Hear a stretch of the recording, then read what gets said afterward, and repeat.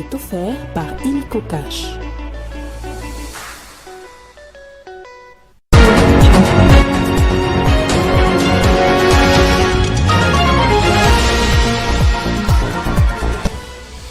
Que se passe-t-il dans les zones occupées par les rebelles? Plusieurs cas de dénonciation nous parviennent ces derniers jours.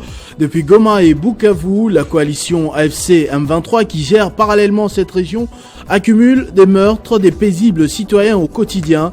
Les derniers cas en date ont suscité tellement d'émotions. Vous suivrez les détails en début de ce journal. 2 ans plus tard, après les élections à travers le pays, la province du Kwilu est rentrée dans ses droits. Le bureau de l'Assemblée provinciale installé, le gouverneur et son vice ainsi que les sénateurs qui vont représenter la province ont été votés ce mercredi 2 avril. Les consultations du conseiller spécial du chef de l'État se poursuivent à Kinshasa. Des personnalités de l'Union sacrée continuent de défiler, mais toujours aucune grande figure de l'opposition dans son ensemble qui continue de boycotter cette démarche de Félix Tshisekedi qui vise à aboutir à un gouvernement union nationale.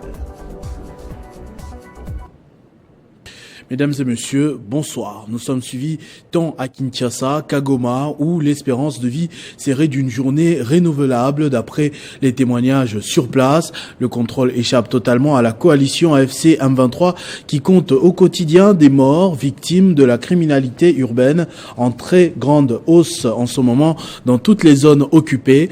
En ces débuts de mois d'avril, 2 cas ont particulièrement suscité l'émotion.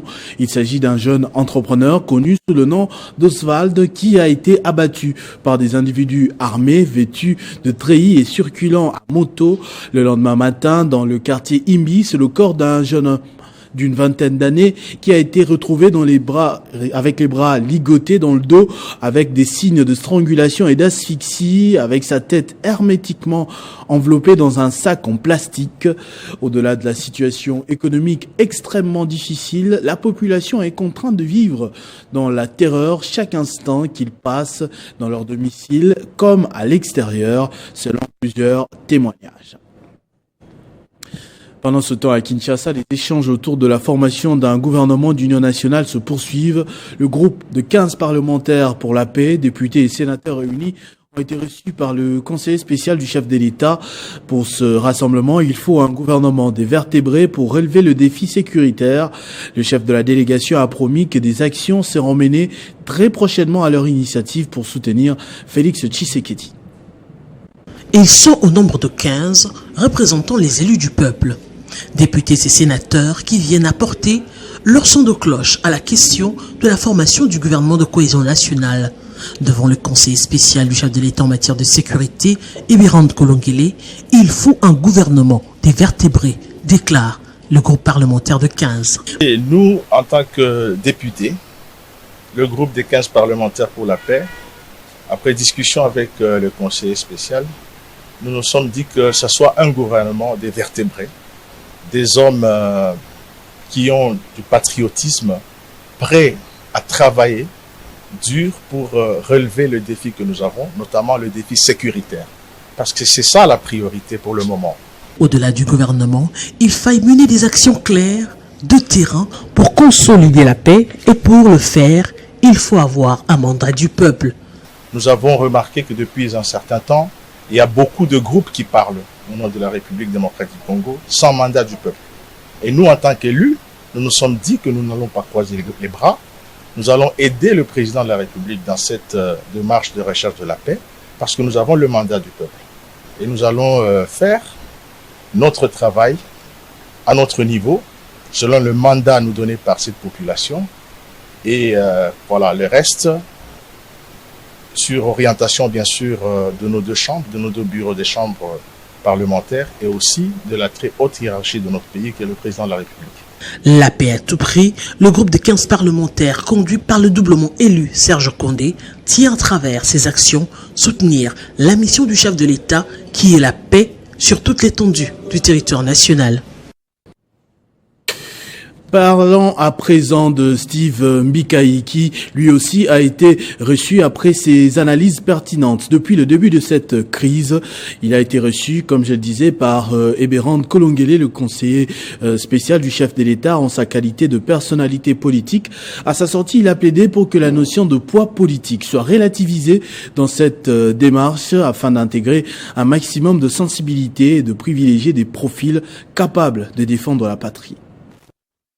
Les consultations nationales se poursuivent à l'initiative prise par le chef de l'État Félix-Antoine Tshisekedi, visant essentiellement à mettre en place une équipe gouvernementale d'union nationale en vue d'apporter une solution durable et rapide à l'agression rwandaise. Reçu par le conseiller spécial du chef de l'État en charge de la sécurité, Steve Mbikai Mabuluki fait preuve de sa matière grise, avis et propositions à Eberhard Kolongele. Au sortir de l'audience, face à la presse, il salue l'initiative et lance un appel aux fils et filles du pays, notamment l'opposition, de saisir la main tendue du président Tshisekedi pour faire bloc ensemble contre l'agression rwandaise. J'encourage cette démarche et je lance aussi un appel pathétique à tous nos frères de l'opposition, de la majorité civile pour répondre favorablement, n'est-ce pas, à ces demandes. Aujourd'hui, on a besoin que tout le monde se mette ensemble pour faire bloc contre cette agression. Et j'ai dit aussi qu'il faudrait que ce gouvernement soit à mesure de répondre aux besoins fondamentaux de notre population, parce que tout le monde ne sait pas de faire la guerre, gérer la guerre au gouvernement. Et pour ce faire, il faudrait qu'il y ait les hommes d'expérience. Eh bien, on doit aussi relativiser, comme je le redis, la notion de poids politique, parce qu'on a besoin d'avoir beaucoup de sensibilité. Il faut éviter la gourmandise. Ce qui fait qu'il faudrait qu'on ait les hommes capables, non seulement de répondre aux besoins de la population, mais aussi de consolider notre pouvoir. Mais si c'est une ouverture, eh bien, je voudrais que les frères saisissent cette main du chef pour qu'on se mette ensemble afin de pouvoir d'abord sauver notre nation. Concernant les dialogues réclamés par l'opposition comme préalable, pour Steve Mbikai, il s'agit d'une confusion justifiant que dans nos traditions politiques, un dialogue national s'organise lorsqu'un pouvoir en place a perdu sa légitimité populaire et qu'il faut négocier une transition. Comme exemple, le cas du Conseil national souverain, du dialogue des Sun City, de la Cité de l'Union africaine et de la SENCO. Le regroupement politique AADD de Godard Montemona a aussi été reçu. Son représentant, Godard Montemona, à l'issue de cette rencontre, exprimé le soutien du regroupement Action des Alliés pour la démocratie et le développement à ses assises initiées par le président de la République visant l'unité des Congolais.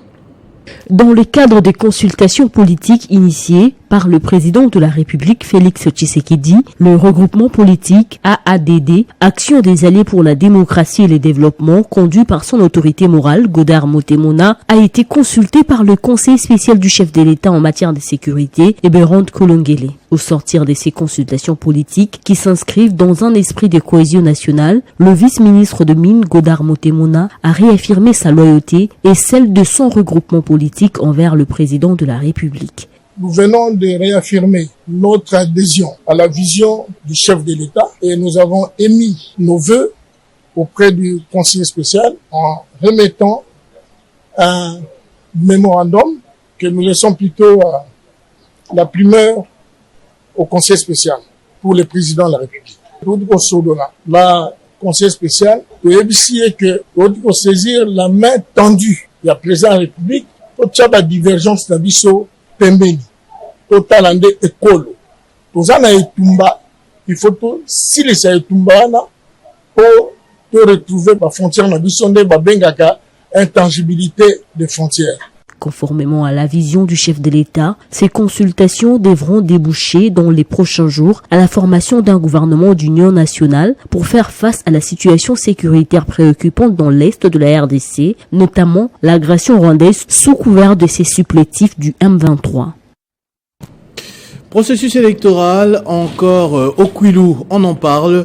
Longtemps attendu, les élus provinciaux ont enfin fait le choix ce mercredi pour les élections des sénateurs et gouverneurs. Le ticket de l'Union sacrée, Philippe Akamituna, sort premier d'un total de 16 candidats en lice avec 28 voix, loin des autres compétiteurs dont Donald Sindani qui vient à la deuxième position avec 11 voix, Mabikou Steve 5 voix et Foumani Rombo 2 voix seulement. Par ailleurs, 4 candidats sont également mandatés pour représenter la province du Kwilu au Sénat. 69 candidatures ont été enregistrées au départ pour 4 sièges. Le numéro 1, Labila Papi, Mabaya Philbert, Itundala Willy et Bakele Marianne sont élus sénateurs. L'atelier de l'étude indépendante pour lutter contre les crimes graves commis en République démocratique du Congo a eu lieu ce mardi 1er avril à Kinshasa, placé sur le thème « La justice congolaise face aux crimes contre la paix et la sécurité de l'humanité, progrès, défis et perspectives ». Cet atelier permettra de mettre en place des mécanismes pour rechercher et traquer tous les auteurs de crimes jusqu'ici impunis. La lutte contre l'impunité des crimes contre la paix et la sécurité de l'humanité constitue l'un des objectifs prioritaires de la politique nationale de réforme de la justice 2017-2026 adoptée par le gouvernement en République démocratique du Congo. Cet enjeu est d'autant plus crucial parce que le pays est marqué depuis des décennies par des conflits armés et crises politiques ayant engendré d'innombrables crimes contre l'humanité, crimes de guerre et d'autres violations graves de droits humains. Pour le président du Conseil supérieur de la magistrature, il est primordial que les auteurs de ces crimes soient traduits en justice. À l'issue de cet atelier, le CSM attend de participants des recommandations concrètes pour mettre fin aux massacres incessants. Je voudrais saluer la présence de tout l'accompagnement des partenaires de l'Union européenne et des structures qui ont fait l'étude. C'est une étude de fond. J'en ai lu. Le président de la Cour constitutionnelle, le président du Conseil supérieur de la magistrature, vient donner comme réponse. A même préfacé cette étude-là. Donc c'est pour vous dire qu'au niveau du Conseil supérieur de la magistrature, l'affaire est prise au sérieux au sommet. L'ambassadeur de l'Union européenne en RDC, Nicolas Berlanga Martinez, a rappelé l'engagement de son institution en faveur de la lutte contre l'impunité des crimes internationaux. L'Union européenne est très soucieuse de la lutte contre l'impunité des crimes internationaux. Aussi au Congo, c'est une de nos priorités, réputation. Et l'étude, en fait, n'a pas vocation à devenir une ligne directrice des actions gouvernementales. Cet atelier marque une étape décisive dans la lutte contre l'impunité en République démocratique du Congo. Considérant les enjeux actuels du système judiciaire en République démocratique du Congo, le député national élu du territoire de Fizi, Mseniboa Janvier, manifeste sa satisfaction quant à la récente nomination des nouveaux magistrats. Cette position a été exprimée à la suite d'une question orale assortie d'un débat qu'il a adressé à l'organe gestionnaire du pouvoir judiciaire. Cette intervention a porté sur la réaffectation par le Conseil supérieur de la magistrature d'une enveloppe budgétaire de 70 millions de francs congolais alloués à leur mécanisation. C'est une lutte que nous avions menée depuis longtemps, depuis 2024. Si je ne me trompe pas, c'était vers le mois de septembre, quand je suis arrivé ici. C'était ma première initiative au travers de ma question écrite, adressée au ministre des budgets, tendant à savoir la vérité sur la mécanisation des magistrats. Et dès que le ministre du budget, que j'ai sali sa sagesse, m'avait répondu à ma question écrite, toute la vérité a été étalée, selon laquelle un montant de 70 milliards de francs congolais, soit 25 millions, a été libéré pour cette fin-là, donc pour la mécanisation des magistrats. Et cette question, vu que les magistrats n'ont pas bénéficié de ces montants, m'a obligé d'accélérer mes initiatives parlementaires. C'est ainsi qu'il est dit. Le 10 février de cette année en exercice, j'avais initié une question orale avec débat adressée au Conseil supérieur de la magistrature, tendant à savoir la réalité qui se trouve derrière ce montant qui n'a pas bénéficié aux destinataires. Je suis satisfait de la nomination Parce que d'abord la lutte pour laquelle je me battais est aujourd'hui effective, donc c'est une réalité. Ce qui reste, c'est d'abord l'étude de cette question orale avec débat qui se trouve aujourd'hui au bureau d'études. Et j'attends parce que en dépit de cette nomination, c'est à quoi je m'attends, c'est que le président du conseil de la magistrature doit venir répondre à ma question pour savoir, parce que nous sommes déjà en 2025. Les magistrats qui viennent d'être nommés vont commencer à partir de cette année. Mais il y a une enveloppe qui a été libérée en 2024. La ministre des Affaires sociales, Action humanitaire et solidarité nationale, Nathalie Aziza Mounana, a clôturé le mois de la femme en prière en faveur des victimes de la guerre dans l'est du pays. Elle a profité de l'occasion pour sensibiliser les jeunes filles à s'enrôler massivement dans l'armée. Pour clôturer en beauté le mois de mars dédié à la femme, la ministre des Affaires sociales, Action humanitaire et solidarité nationale, Nathalie Aziza Mounana, est allée rendre gloire à Dieu au ministère international d'évangélisation pour la délivrance des captifs du pasteur Jacques Kambala Chilombo. Je vous prêche la vérité de Dieu. C'est que tout ce qui est opposition, Dieu ne vous. Fervente chrétienne et servante du Seigneur, Nathalie Aziza Mounana est venue intercéder en faveur des victimes des conflits dans l'est de la République démocratique du Congo et pour la paix dans cette partie du pays. Nous terminons le mois de la femme. Comme je le dis toujours, la maman est le pilier de la famille, le socle du développement. Quelle est ta détermination pour ton pays d'abord? La maman peut être la personne par laquelle Dieu passera pour nous apporter la paix. Dans sa famille, quartier, commune, province. Et c'est là où j'aime toujours rappeler le rôle de la femme au sein de sa famille et tout ce qu'elle entreprend. Je bénis les mamans, que Dieu vous bénisse. Sur place, la ministre s'est fait accompagner de l'ambassadeur humanitaire du ministère des Affaires sociales, le pasteur Kankou Kalumbu Jean Bosco, qui n'a pas hésité de placer des mots justes pour la circonstance.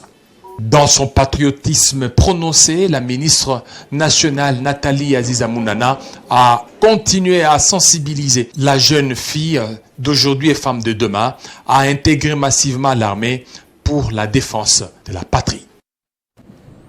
La questeur adjointe de l'Assemblée nationale, Grace Nehema Painini, a pris part à la cérémonie de clôture du mois de la femme organisée par le conseil communal de Lemba au centre culturel.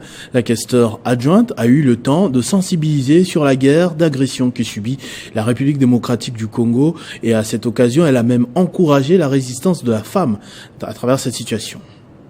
Au cours de cette cérémonie auréolée de plusieurs activités culturelles dont l'exposition, la performance des femmes sportives, le concours culinaire, la danse, le défilé de mode, la musique ainsi que la remise des diplômes de mérite aux femmes qui se sont distinguées dans la société congolaise, le main event fut la présence remarquée de la députée nationale et questeur adjointe de l'Assemblée nationale, Grace Nehema Painini, invitée d'honneur suite à l'ensemble d'œuvres qu'elle réalise dans la vie sociale.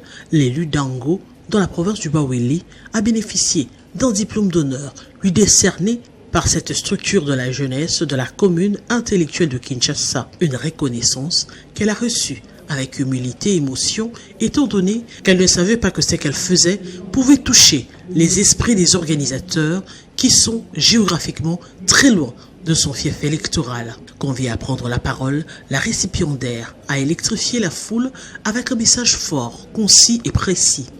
Chère femme congolaise, s'il y a une seule chose que tu peux retenir ce soir de ma part, c'est reconnaître que tu es forte, reconnaître que tu as des potentiels en toi et que tu peux faire mieux. Tu as une part à jouer pour l'avancement de notre pays. Osa potentiel, osa nyonso, et ce pays a besoin de toi. Avant de remettre des diplômes aux différentes femmes nominées, une brève projection des actions et des œuvres sociales de la questeur adjointe de la Chambre basse du Parlement a été faite, ce à la grande satisfaction du public venu nombreux qui découvrait davantage ce dans quoi excelle cette jeune et brave femme politique. Tout est bien qui finit bien, c'est dans une ambiance pour l'enfant que ces activités liées à la fin du mois dédiées à la femme se sont terminées. clôture du mois de mars, à cette occasion, Maître Roli Chibangu a communié avec les femmes membres de son ASBEL, l'association pour le bien-être social. Des vivres et des biens non alimentaires ont été remis à ces dames pour les encourager dans leur vie quotidienne. Chant, pas de danse et cri des joie. C'est dans une ambiance festive que s'est clôturé le mois de mars au sein de l'ASBEL, association Bien Vivre Ensemble, conduite par Maître Roli Chibangu. Malgré le problème judiciaire qu'il a rencontré et dont il a été innocenté, rien n'a pu empêcher l'avocat de la nation de marquer le mois de mars un mois dédié aux droits de femmes.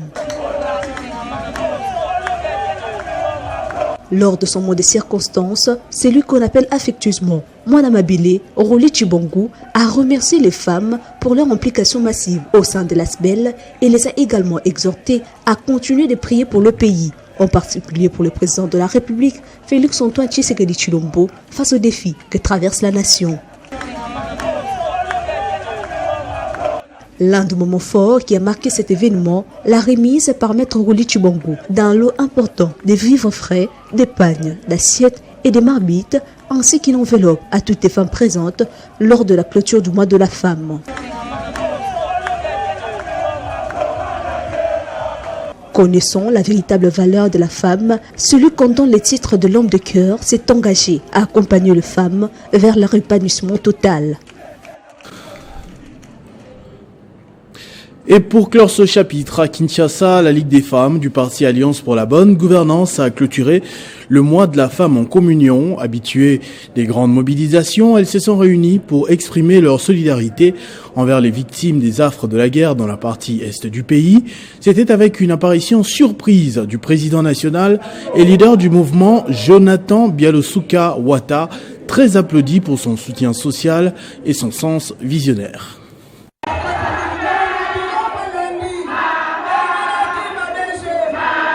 Des femmes par milliers dans une ambiance exceptionnelle, comme à l'habitude de l'ABG, se sont réunies ce week-end, le dernier du mois de mars, pour clôturer le mois de la femme. En ces temps difficiles que traverse le pays, ce rendez-vous a été logiquement placé sous le signe de solidarité avec leurs sœurs, filles, mères, victimes des atrocités des militaires rwandais et leurs supplétifs du M23 dans l'est du pays. Régine Kingunza Wata, femme numéro 1 de l'ABG, coordinatrice de la Ligue de Kinshasa, qui a été reçue en trompette, a tout de suite demandé à l'Assemblée d'invoquer Dieu, qui prête toujours une oreille attentive aux prières des femmes pour rétablir la paix dans l'est du pays.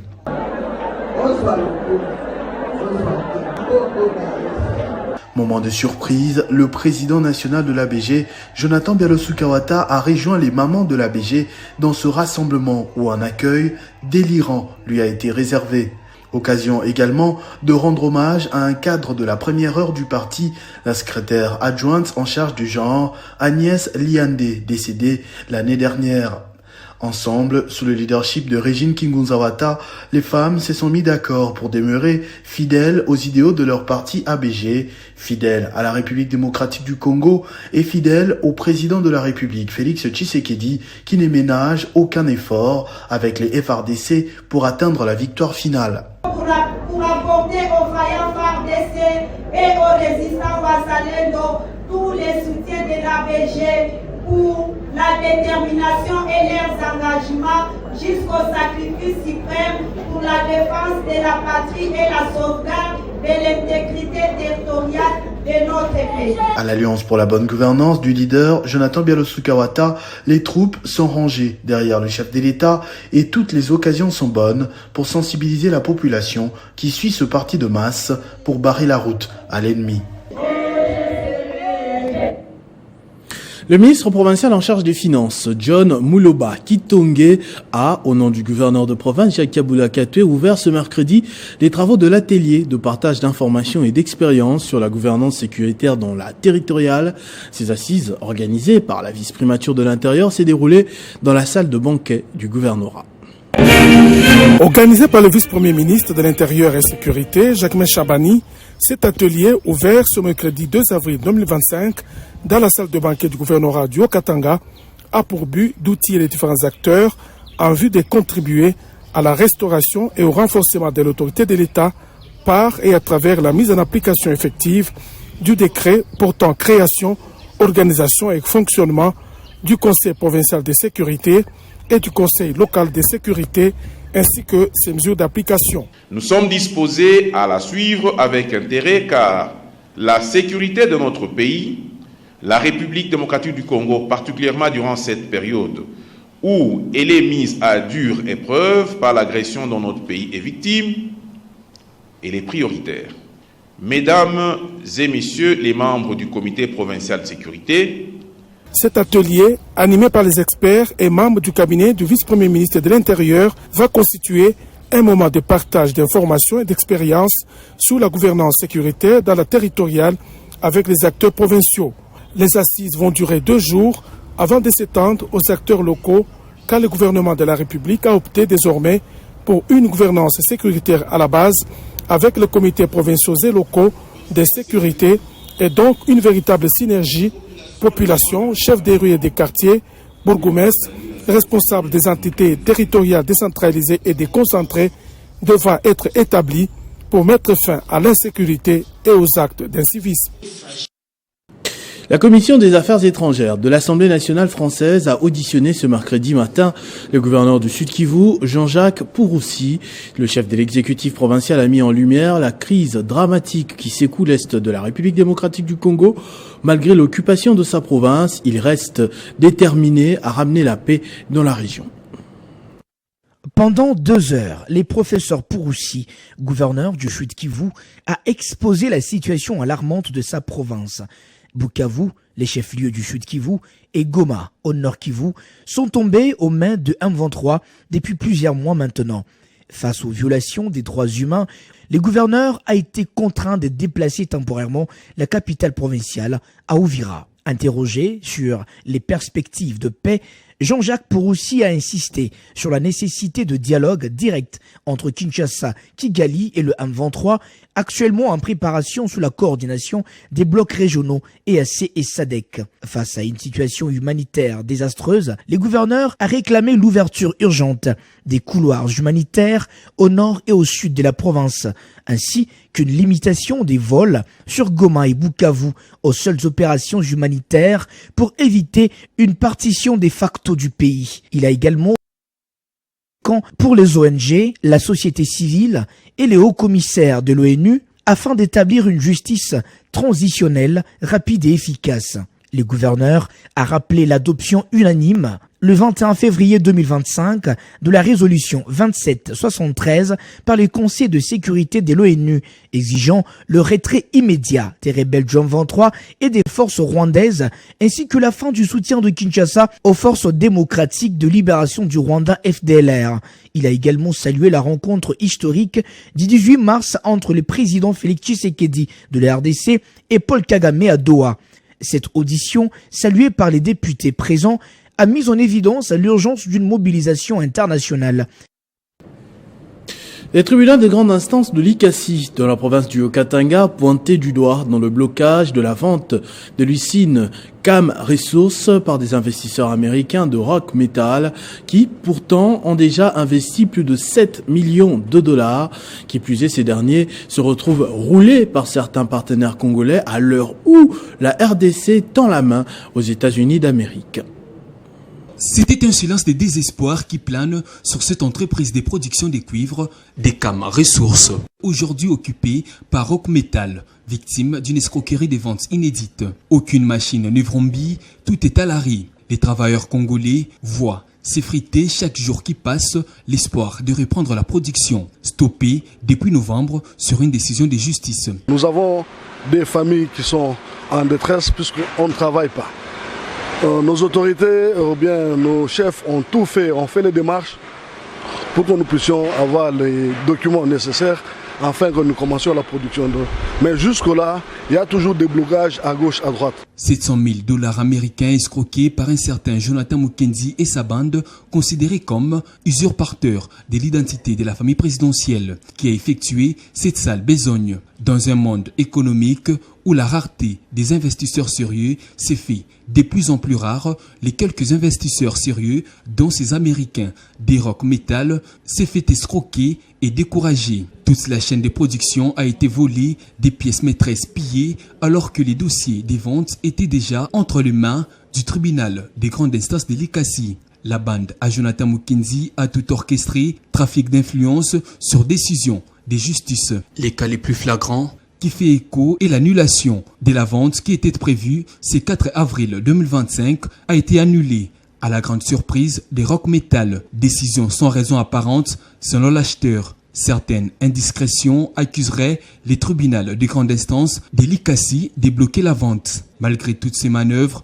dilatoires autour de la vente, ces investisseurs américains rock metal qui ont répondu à l'appel du chef de l'État par des investissements sérieux afin de créer de l'emploi pour les Congolais ne sont pas découragés et veulent toujours investir. Par ailleurs, toutes les démarches administratives amorcées par ces investisseurs américains ont été toutes concluantes.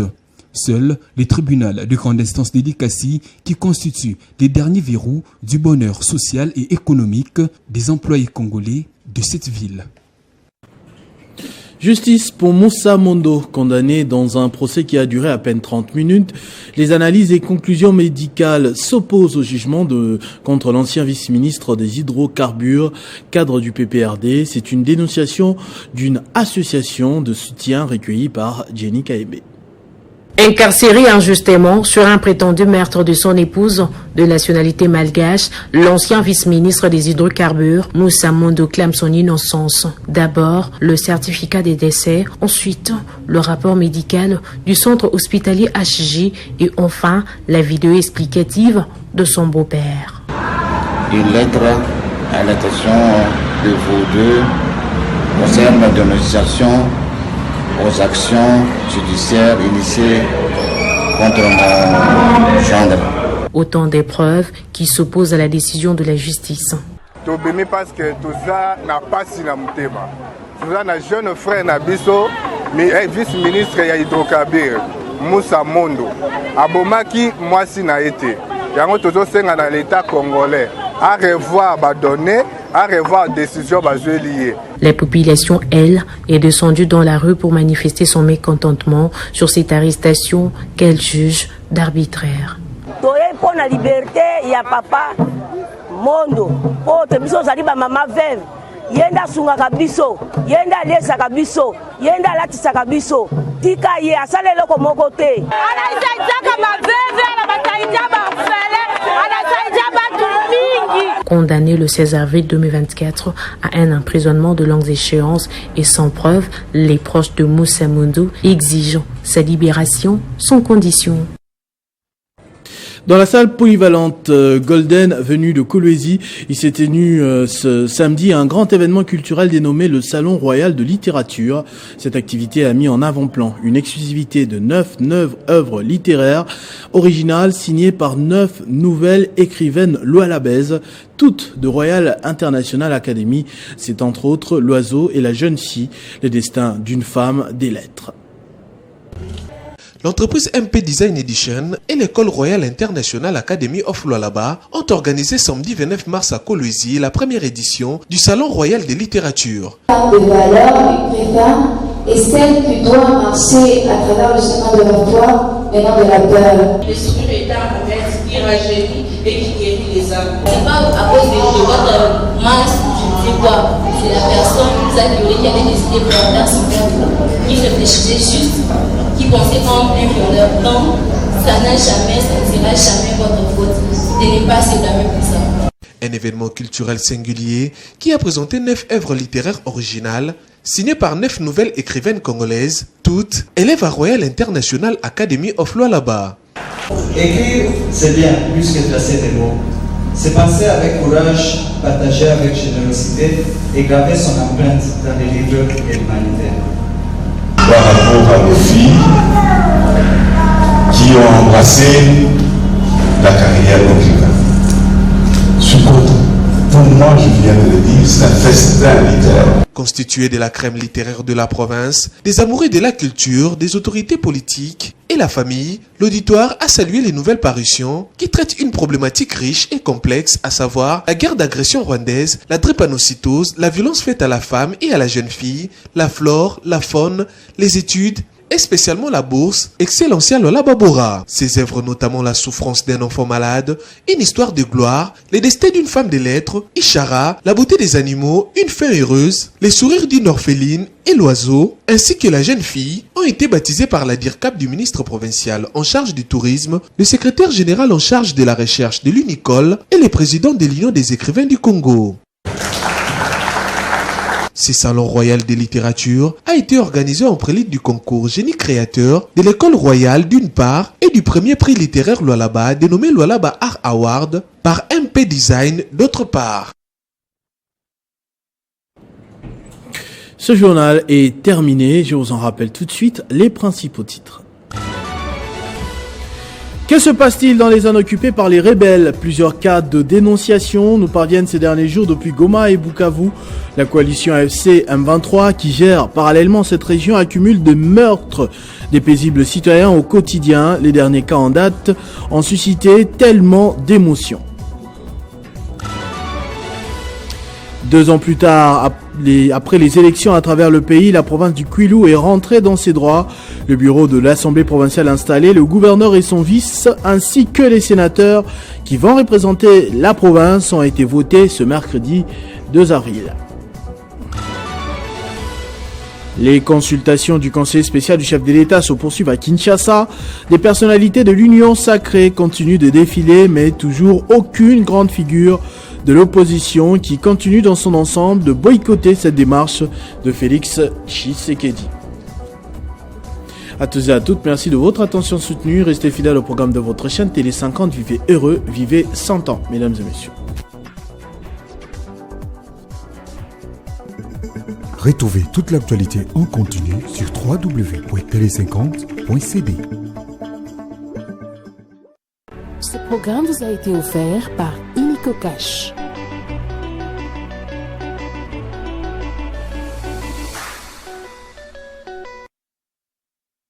Sur invitation de l'Inspection générale de finances, les parties prenantes aux travaux de construction de la route des contournements de la ville de Kinshasa, les ROCAD, à savoir l'Agence congolaise de grands travaux, ACGT, la SICOMINE, la Société d'infrastructure sino-congolaise, SISC, ainsi que les sociétés grecques 4 et 8, ont participé à une réunion à l'Inspection générale de finances pour l'évaluation et la maîtrise du coût de construction des rocades de Kinshasa.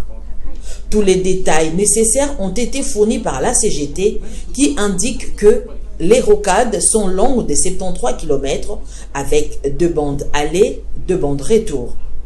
Compte tenu de la particularité du terrain, les travaux comprennent les assainissements, les terrassements, les soutènements, les ouvrages d'art, un échangeur au niveau de passage de la route Kinshasa-Matadi à Mitendi, 10 ponts à construire, dont l'un sur la rivière Ndjili, une tunnel de lutte contre les érosions, la signalisation ainsi que les expropriations de près de 2000 parcelles.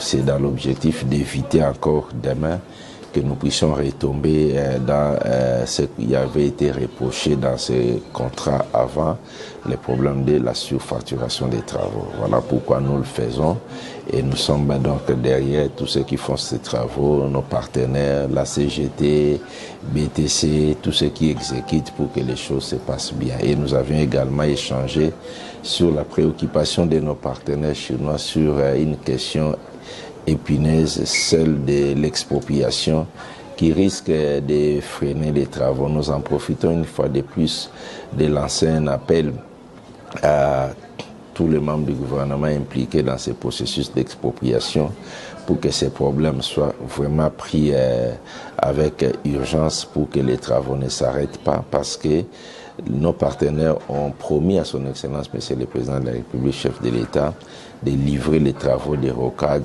à la fin de l'année 2026. Les parties ont examiné les dossiers techniques et ont estimé que les normes financières ont été respectées. Mais nous, ce que nous voulons maintenant, c'est que cette implication se traduise par le fait, sur terrain. qu'on commence maintenant à pouvoir dégager les emprises pour que nos amis chinois travaillent. C'est vrai que le spectateur a posé les questions tout à l'heure de savoir si nous croyons qu'en 2026, les travaux seront terminés. Moi, je lui ai dit oui, et j'avais demandé également à la partie chinoise de pouvoir se prononcer, et nous pensons qu'en 2026, tout sera fin prêt, si et seulement pour si le problème d'expropriation est résolu. Les constructeurs ont sollicité l'implication de l'IGF pour que la commission d'expropriation fasse preuve d'urgence pour ne pas bloquer l'avancement des rocades.